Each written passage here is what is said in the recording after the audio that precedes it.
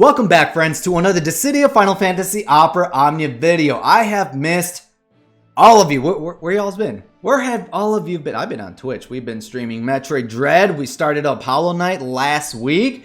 Beautiful game. I'm trying out the boss rush. That is fun. And I've actually been in Tennessee. Beautiful weather if you're from Tennessee itself. I remember the day I came back. You know, Slivers of Chicago is pretty shitty. It's cold here. It's been raining. So if you are currently in a rainy state, if you're going through the current storms, actually, I hope you stay safe and I hope you stay dry. All right, friends. So in today's video, we are going to be talking about the slides from the community live stream for the end of October and the month of November. So I'm going to be talking about some of these units. I have the Dissidia compendium here ready to go so we could look up some of these character stats, right? To try to convince you to go for some of these characters, or on the contrary, to pass them. Maybe, I don't know. Your gems, do you? Your tickets also. So, all right, so that's what we're going to be covering. We're going to be talking about some of these units and my 2 cents about these slides. So let's go ahead and get started. Seriously, I missed all of you. Now, on October 27th to November 10th, these are in UTC time, so if I do forget to mention that little detail, it's all in UTC time, so please keep that in mind. We are going to be getting our next campaign, and that is the Halloween campaign. Just standard stuff, 2-time cycle quest, Cactuar appearance, World of Illusions, where you could farm Power Orbs, Guard Orbs. We're going to get 10 days of login bonuses, new status badges, so let me know which one you're going to go after. I'm personally going to go for this one, the hat, right? Mog's adorable. Mog's got the sorcerer's hat, the witch hat here, so I'm going to be going for the hat itself. Let me know which one. And we are going to be getting 3 free multi-draws. First multi-draws on select banners, which I will mention here over the course of the next few slides. All right, so very exciting stuff, free stuff. Why freaking not? The following slide between, okay, mind you, between October 27th, November 10th, we will be getting Zack's LD. Now, this is one of those seasonal banners that they did confirm last month that they will be moving around. And this is it. Now, Zack's going to be coming back LD. You can pay him to strip down. Just get him in his beach trunks, right? Just saying, if he's husbando, throw money at this guy. We're also going to be getting a new weapon gloss. It's a spooky pumpkin treat that greatsword users can equip. That's going to come with gems. Halloween special sale. So there's that. If you're a whale, by all means. Now, there's going to be a free multi-draw on Zack's banner, the very first one. And the burst weapon for this banner is going to be Vayne. It's not going to be Ace. So if you were planning around that, your plans unfortunately are going to have to change. So it might not be a bad idea to try to get Vayne's LD. If you're going to be chasing on Zack's LD weapon banner, you might get Vayne's burst weapon. Or you could actually wait after you do your pulls on this banner. Now, Zack has always been an amazing tank, okay? He can shield himself, he can taunt, he can, now with his LD, HP regen, he can increase your party's survivability by reducing the damage they receive, and he actually does make a comeback. If you miss him out now, fret not, because he makes a comeback later down the line with his Crystal level 90 and his burst weapon. Burst plus 3-out-3able. Again, burst plus is later, not now. Burst plus is later, where I believe, in my own personal opinion, where he becomes the best damn tank in Opera Omnia, at least until we'll see what Warrior of Light gets with this Crystal level 90 and Burst Plus. All right, so if you do miss him out now, don't worry, he does make a comeback later down the line, or you could possibly plan around it, pick up his LD now, and maybe Burst token his Burst later down the line, or possibly on a different banner that his Burst weapon will be featured on.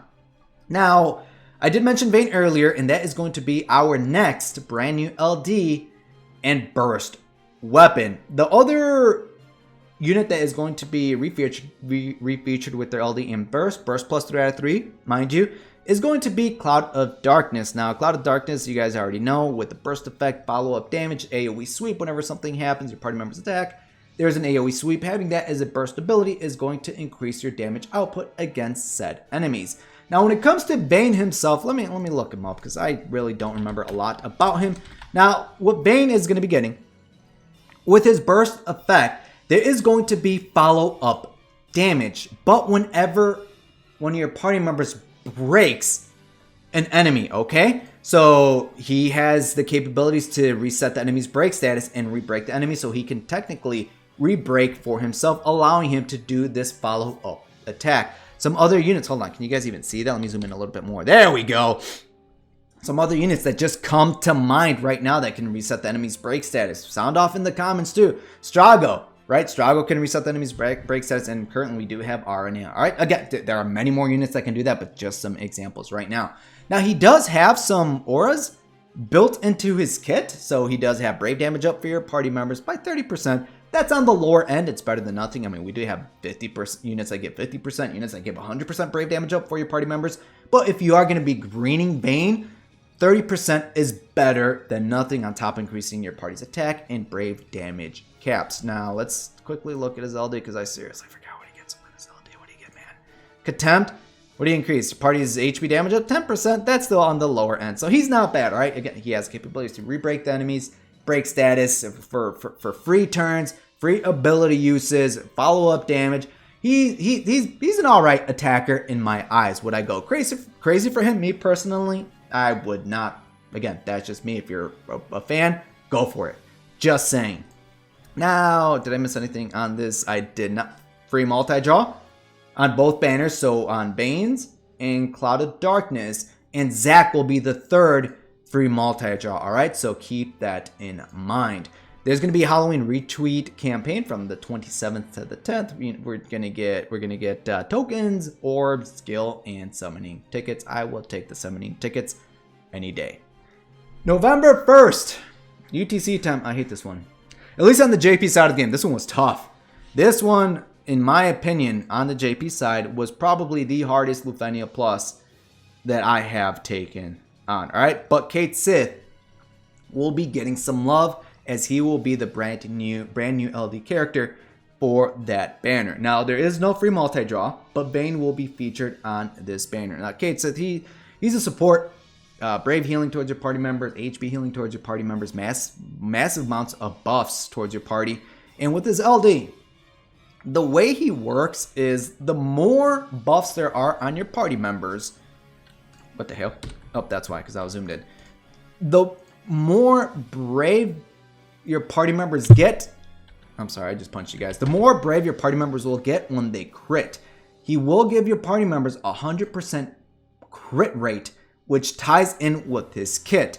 Now, it's literally how it sounds. Whenever your party members crit, they will gain more brave, up to 18%. So I would say if you're missing out on a unit like Setzer, obviously they're different units. Setzer has a rainbow, Kate Sith does not. But Kate Sith, budget, right? Budget-wise, he will have the capabilities to increase your party's damage output by giving them more brave whenever they crit. So the more brave hits they have during their animations, the more they will benefit from this.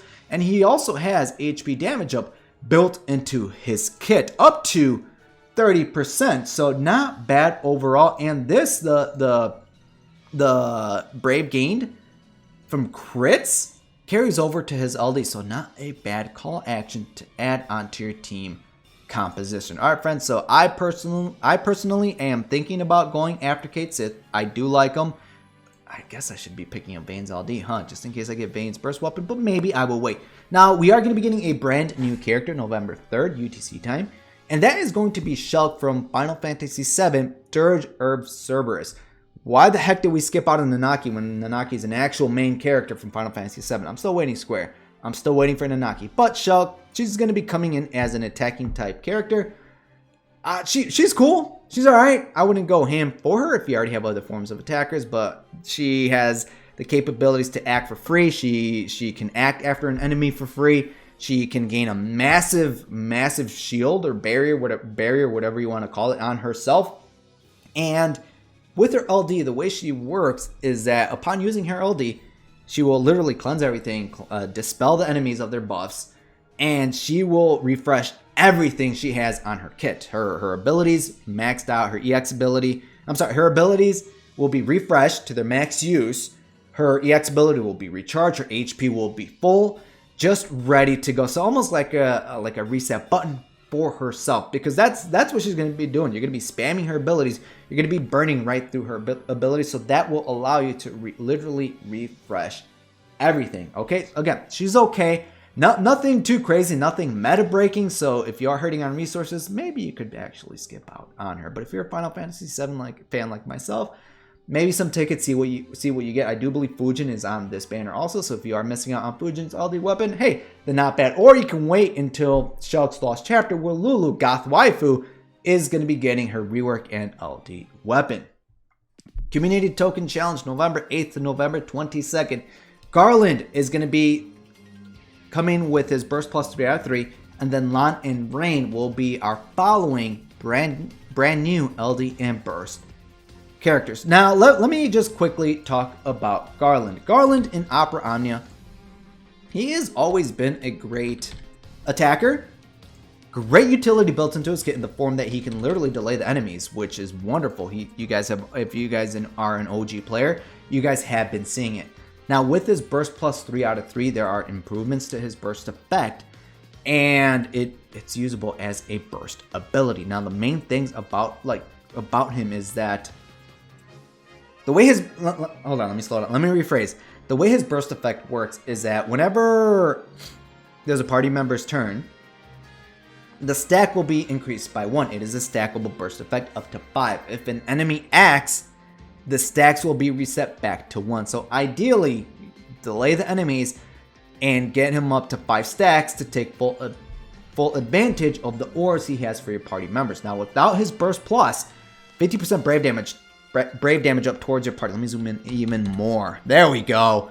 50% up. With his limit breaks, this will increase the damage up by an additional 50%. So having that as a burst ability, as an attacker with some ores for your party members in terms of just utter damage, it is there. He also has HP damage up by 30%. So if you had to pick one of these units to green, it would probably be, at least for me, I would probably go for Garland over some of these other units. Now, you do have Cloud of Darkness, right? But I still think she's awesome as a friend support.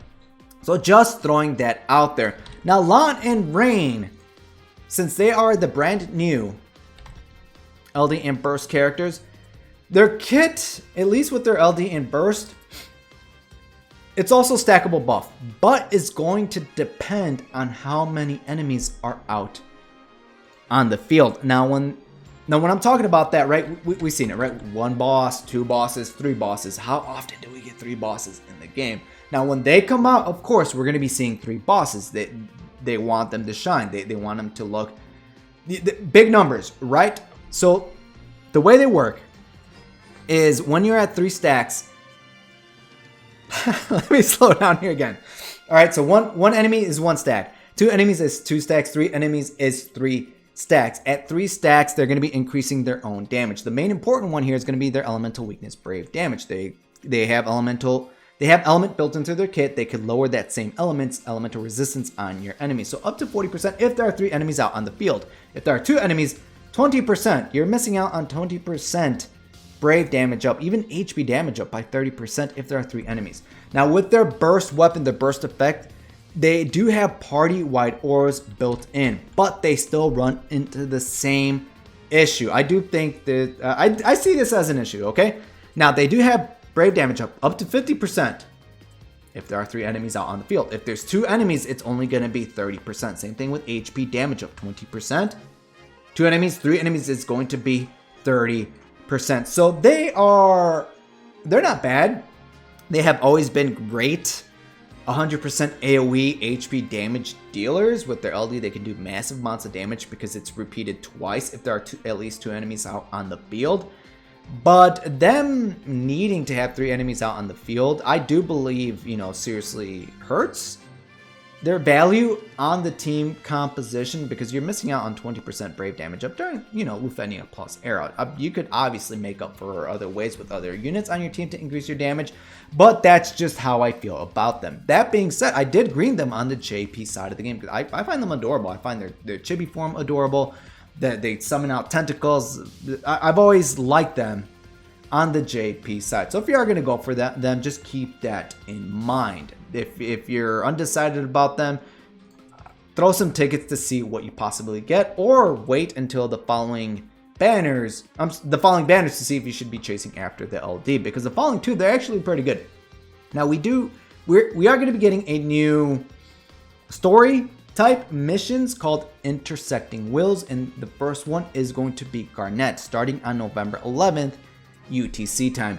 The way I like to describe it, they're pretty much like lost chapters, okay? But it's not from a returning character. It's a character that we currently have, and they just get additional story in the game, and those are called intersecting wills. Yes, there will be Lufenia Plus content on this. Another example, like Kane, for example, in the near future, that should be getting another one. Edgar should be getting one also. All right, so again, they're like lost chapters. It's just additional story chapter, free resources, what I'm saying. But Garnet, she's going to be making a comeback. She's always been a great support. She can lower the enemy's holy. She can lower the enemy's thunder resistance and enchant your party members with those same elements. Brave healing, massive HP healing. With her LD, she does have some auras built into her kit, but the way it works with her LD is it's going to be a stackable special. Nope, wrong one. Garnet. It's going to be a special effect. Once you're at 4 stacks, she will do follow-up damage. Now, you increase the stacks when anybody on the team acts at the end of the turn. That's when the stacks will increase. At the 4th turn, when they happen, follow-up attack and the stacks will reset. So if there is a unit that can potentially act back-to-back, take full advantage of that, then off-turn damage. I'm not really that excited for her, but just throwing that out there.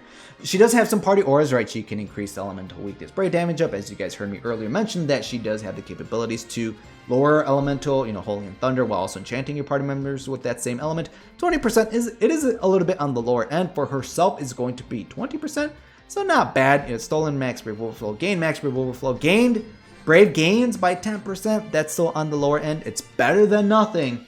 But for herself is going to be 20%. So if you are a Final Fantasy IX fan, you can't go wrong with her. I will say this though, on the JP side of the game, Lufenia Plus was cheesed with Yuffie.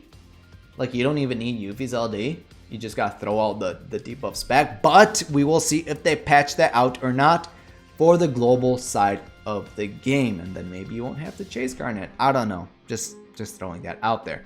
And the final slide, November 15th to November 29th, we will be getting our next boss rush.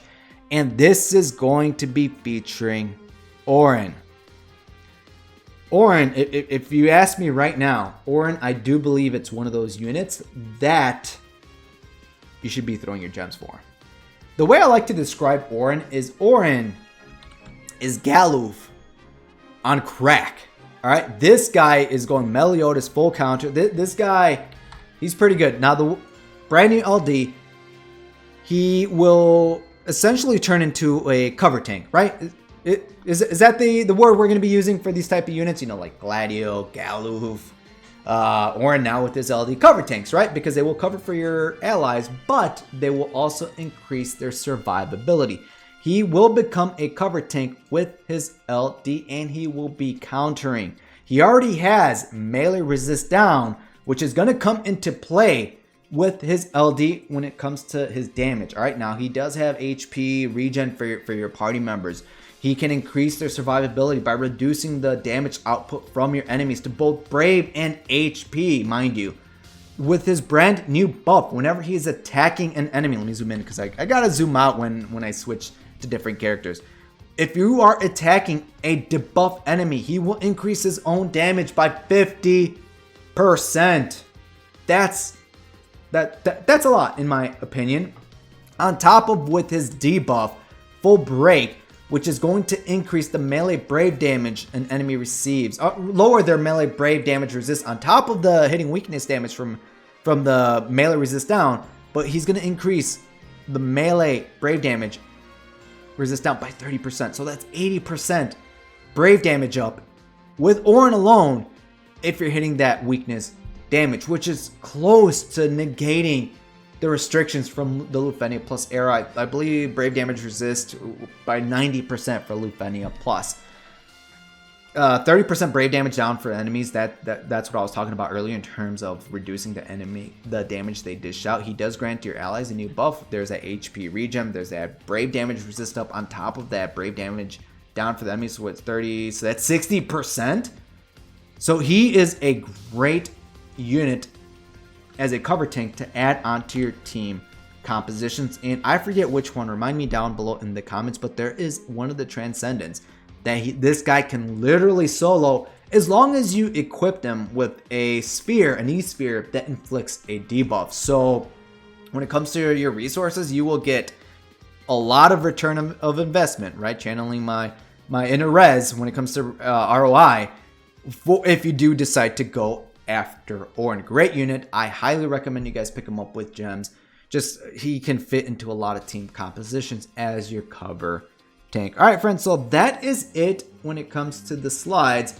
That being said, that is it for this video, friends. Now, be sure to let me know down below in the comments your own personal plans for this month.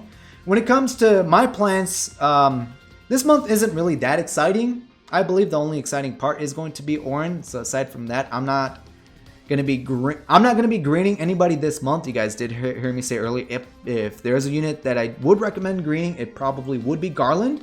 If not Garland, then maybe Cloud of Darkness. But I personally am gonna be saving my resources for Jekt. I'm trying to save my ingots, whatever I do have for Jekt, as I do believe Jekt is a great unit to burst +3 out of 3. Needed it, if you do ask me, but no green units for me. I am going to be chasing after Oren. Gems, I am planning at the moment. If I do pick up Lon and Rain's burst weapon here, maybe I'll just go back and try to chase and get their LD. Well, I do like to chase brand new LD and burst characters LDs with at least 200 tickets, so I will be throwing resources on this banner. Same with Bane. I'll probably be throwing 200 tickets on his debut banner just to try to get his LD, you know, for synergy, for challenge quests, just to try to do them to try to get that burst token. So again, my personal biggest pull is going to be Oren himself, and then it's going to be Kate Sith himself. I don't know about Shulk yet. I'm a Final Fantasy 7 fan. She's okay. Again, not meta breaking, but maybe some tickets as Final Fantasy 7 fan. I don't know. We will see. All right, friends. So again, all your wonderful comments down below with your own personal plans. Again, I missed all of you. And until next time, friends, good luck and have a good one.